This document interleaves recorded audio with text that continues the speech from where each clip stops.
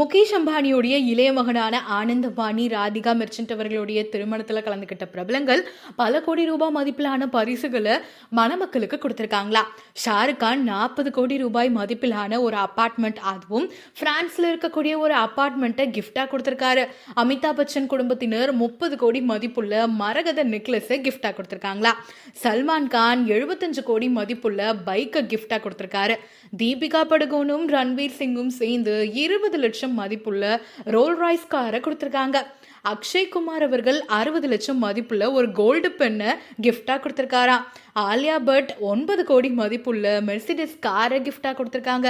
ஏன்டா, அவங்களே ஏற்கனவே பணக்காரவங்க தானே, நீங்கெல்லாம் எதுக்கு இவ்வளோ காஸ்ட்லியா கிஃப்ட் கொடுக்குறீங்க அப்படின்னு தான் நினைக்க தோணுது.